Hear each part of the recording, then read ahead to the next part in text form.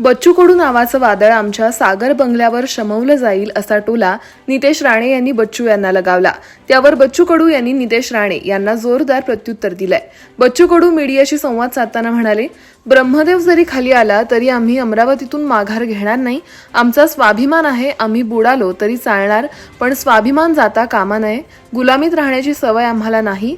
हम मर जाएंगे कर जाएंगे लेकिन ताकद से लढेंगे असा निर्धारच बच्चू कडू यांनी केला।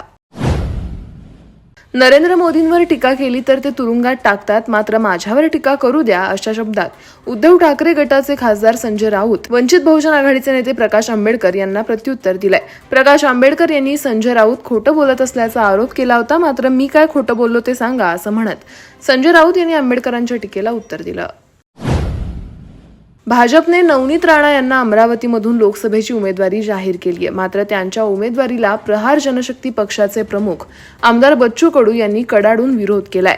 तसेच अमरावती लोकसभा मतदारसंघामध्ये नवनीत राणा यांच्या विरोधात उमेदवार देणार असल्याचं कडू यांनी जाहीर केलंय। आमदार बच्चू कडू यांच्या भूमिकेचं शरद पवार गटाचे आमदार रोहित पवार यांनी स्वागत केलंय। तसंच आता त्यांनी आपली तलवार मान्य करू नये असा सल्लाही दिलाय।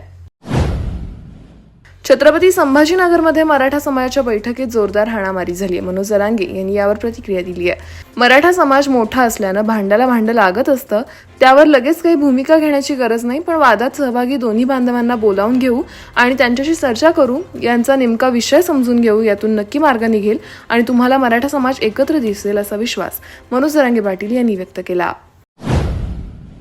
हिंदी सिनेसृष्टीतला अभिनेता गोविंदा शिवसेनेत आल्यानंतर मुख्यमंत्री एकनाथ शिंदे यांनी त्यांचं स्वागत करत कलाकार हा कलाकार असतो, त्याचा अपमान करणाऱ्याला जनता धडा शिकवेल असं म्हटलं होतं। गोविंदांचे स्वागत आणि छत्रपती शिवाजी महाराज, छत्रपती संभाजी महाराज यांची भूमिका करून आपल्या जाज्वल्य इतिहास, खरा इतिहास पोहोचवणाऱ्या माझ्यासारख्याच बाबतीत मुख्यमंत्री शिंदे यांचे पूर्वाश्रमीचे सहकारी आणि आता ज्यांनी पक्ष बदलला ते शिवाजीराव आढळराव पाटील हे नाटक्या नौटंगी म्हणत हिणवतात अशी खंत खासदार डॉक्टर अमोल कोल्हे यांनी व्यक्त केली आहे। तसंच कलाकारांची कदर केल्यानं मुख्यमंत्र्यांचे आभार मानले।